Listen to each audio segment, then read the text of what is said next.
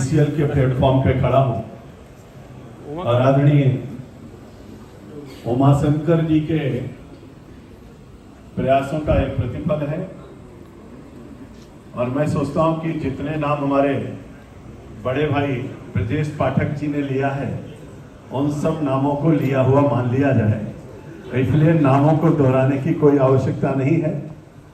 यहाँ पर VCL परिवार के उपस्थित सभी भाई और बहनों में आपका हार्दिक अभिनंदन और स्वागत करता हूँ।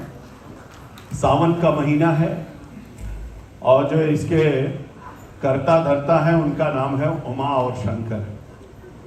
तो उमा भी हैं और शंकर भी हैं, इसलिए सौराष्ट्र सोमनाथम चाशी शैले मल्लिकार्जुनम उज्जैन्याम महाकारम ओंकार ममलेश्वरम परल्यम वैद्यनाथम चाडाकिन्यम भीमशंकरम सेतु बंदे तु रामेशम नागेशम दारुकावने बड़स्याम तु विशेषम त्रयंकम गौतमीत्रे हिमालय तु केदारम धूमेतम च शिवालय एतान ज्योतिर्लिंगान सायं प्रातःपटे नरा सप्तजन्यतं पापम सोणे। मैं भगवान शिव को प्रणाम करता हूँ और आप सबको प्रणाम करता हूँ। और अभी बहुत अच्छा ब्रजेश जी ने लखनऊ के बारे में बता रहे थे, तो मैं लखनऊ के बारे में आपको 4 लाइनें बताना चाहता हूँ कि यारों की यारी, नवाबों की नवाबी, शेखों की शेखी, पायलों की झनकार, चूड़ियों की खनक और तलवारों की झनक में जब मिलती है नजाकत और नफासत तब बनती है लखनवी संस्कृति। ऐसे लखनऊ में आप सब लोगों का स्वागत और अभिनंदन है। बड़े बड़े लोग उपस्थित हैं। मैं कभी कभी सोचता हूँ तो मेरे मन में आता है कि चाहे ऋग्वैदिक कालीन भारत हो, चाहे यजुर्वैदिक कालीन भारत हो, चाहे 6ठी शताब्दी ईसा पूर्व का भारत हो, चाहे महात्मा बुद्ध का भारत हो, चाहे महावीर स्वामी का भारत हो, चाहे चाणक्य का भारत हो, चाहे चंद्रगुप्त का भारत हो, चाहे समुद्रगुप्त का भारत हो, चाहे महाराणा प्रताप का भारत हो, चाहे छत्रपति शिवाजी का भारत हो, चाहे स्वामी विवेकानंद का भारत हो या महात्मा गांधी का भारत हो, चाहे आज के हमारे सबके लोकप्रिय नेता नरेंद्र भाई मोदी का भारत हो, एक अद्भुत भारत का दृश्य दिखाई पड़ता है। जब छोटे छोटे लोगों को मिला करके बड़े काम का अभियान चलता है तब मुझको लगता है कि इसमें कितने संकल्पों की आहुति दी गई होगी, जिसके माध्यम से हम लोग 4 से चले थे और 400 के पार चले गए हैं। 410 की संख्या भी हमारे आदरणीय उमाशंकर जी ने बताया।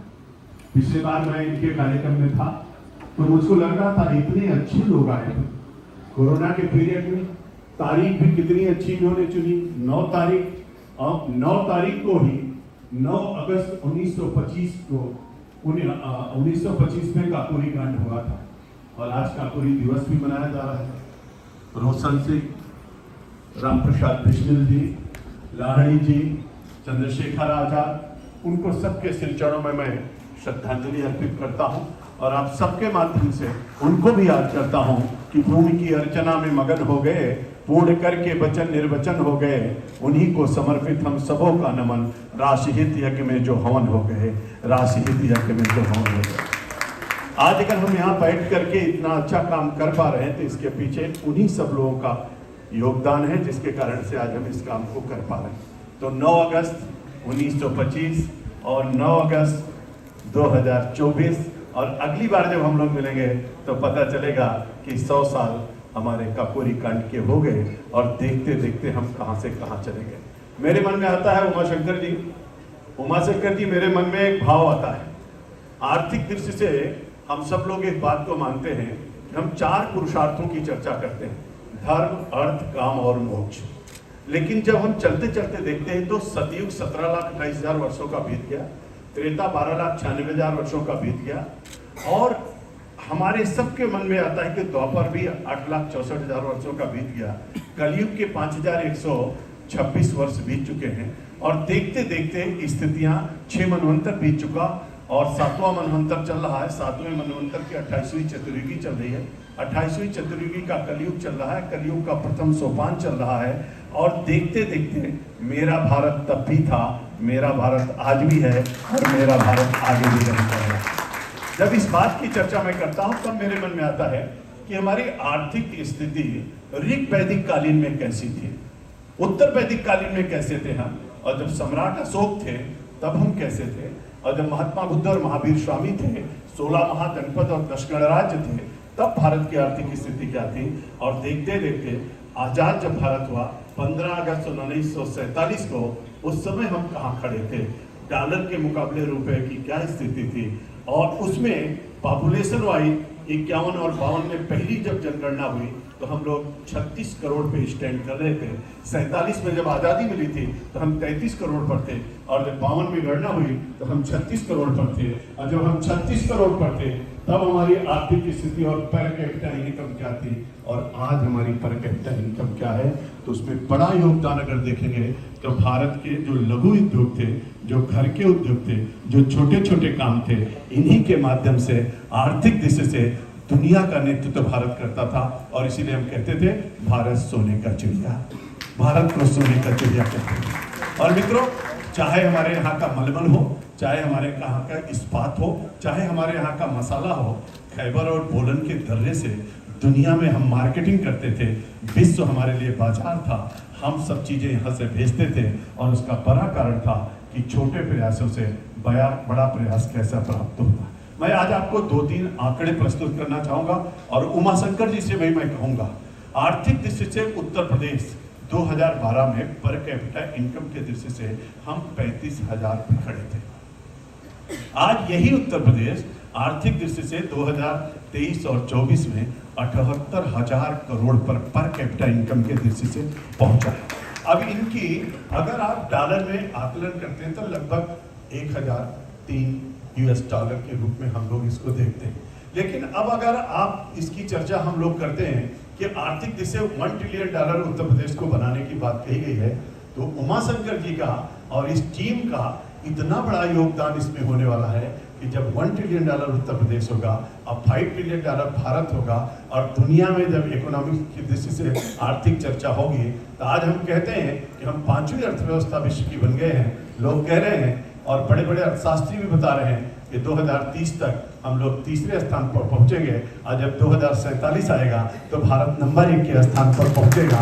और उसमें जब चर्चा चलेगी तो इस समाज की जो आप सब लोग बिजनेस कनेक्ट के माध्यम से लखनऊ नहीं, उत्तर प्रदेश नहीं, बल्कि भारत में तब तक छा जाएंगे, और सबसे बड़े समूह का नाम होगा तो उसको हम सब लोग कहेंगे BSL हमारा सबसे बड़ा समूह है, और उसमें जुड़े हुए लोग सबसे अच्छे लोग हैं। तो मुझको ये दिख रहा है।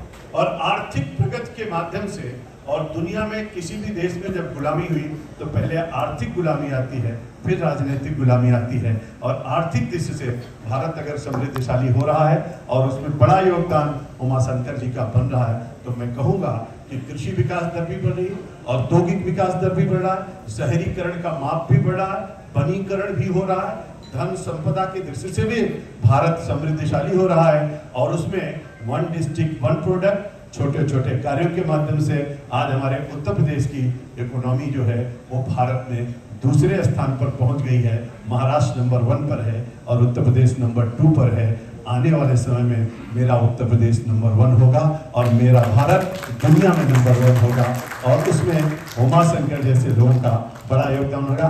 लंबा भाषण नहीं करूंगा, अच्छा नहीं है, लेकिन मैं एक बात जरूर आपसे कहना चाहता हूं कि वृत्ति में अत्यंत संरक्षित वृत्ति में आदि आदि अचीरो वृत्तता अचीरो वृत्तस्तु होतो होता।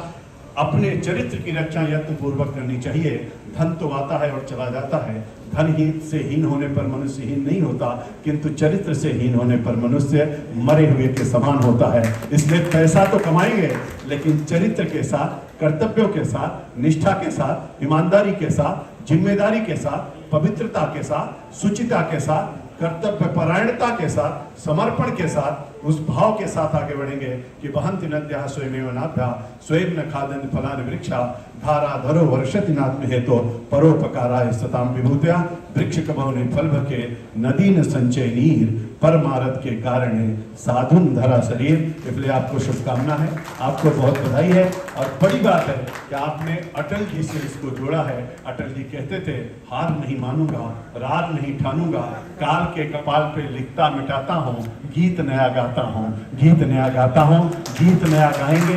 काल के कपाल पे लिखते मिटाते हुए चलकर आगे बढ़ करके जाएंगे। और अथर्ववेद में एक लाइन है जिसमें कहा गया, माता भूमि पुत्रो अहम पृथिव्यां भूमि मेरी माँ है, मैं इस पृथ्वी का पुत्र हूँ, जीऊंगा तो भारत माता के लिए, मरूंगा तो भारत माता के लिए। ऐसे संकल्पों को लेकर के आगे बढ़ेंगे। और इसलिए उमाशंकर जी ये सब लोग कह रहे हैं कि बता सको तो राह बताओ, पथ भटकाना मत सीखो, अब बिछा सको तो फूल बिछाओ, सूल बिछाना मत सीखो, और जला सको तो दिया जलाओ, दिल जलाना मत सीखो, और बढ़ा सको तो रोजगार बढ़ाओ। परिवर्तन का नारा इसी के साथ आपको बहुत बधाई है, ढेर सारी शुभकामनाएं हैं। मैं चलते हुए प्रकाश से कहूंगा कि शुभम करोति कल्याण आरोग्यम धन संपदा सत्य विनाशाय दीपक ज्योति नमो वसुते, दीपक ज्योति प्रभु महादीपक ज्योतिर्नाथना दीपो हरत में पापम दीपक ज्योति नमो वसुते। और भगवान सूर्य से प्रार्थना करूंगा कि आदि देव नमस्तु ब्रह्म प्रसीद ब्रह्म भास्कर दिवाकर नमस्तु ब्रह्म प्रभाकर नमो वसुते। आदित्य प्रथम नामा द्वितीयांत दिवाकर तृतीयं भास्करम प्रवक्तो चतुर्थं प्रभाकरम पंचम सहस्रासि तक्षण चतुर्लोचना सप्तम सप्तम विवावशो नवम दिनके को दशमम द्वादशकम एकादश मूर्ति द्वादशम सूर्योचा। हे सूर्य भगवान, मेरे भाई के ललाट को और चमका दीजिए और बीएसएल को और बढ़ा दीजिए और क्रांति हो जाए। लखनऊ का बीसीएल लखनऊ नहीं, ये बीसीएल जो है हमारा उत्तर प्रदेश का बन जाए, ये पूरे भारत का बन जाए और दुनिया में छा जाए। अगली मुलाकात जब हो तो हम कहें अब बीसीएल नहीं, अब तो ये भारत का बन चुका है। और इसी शुभकामना के साथ जैसा कि ब्रजेश भाई ने कहा 400 से 4000 तक पहुंचेंगे, एक एक को जोड़ेंगे, साथ चलने का इरादा जब जमा हो जाएगा, आदमी मेरे आदमी का कारवां बन जाएगा। तू किसी के पाँव के नीचे तो रख थोड़ी जमी, तू भी नजरों में किसी के आसमां बन जाएगा। बहुत शुभकामनाएं, बहुत बधाई। ऐसे आप आगे चलते रहिए, हम सब लोग आपके साथ हैं। बहुत बहुत धन्यवाद, नमस्कार, वंदे मातरम। धन्यवाद।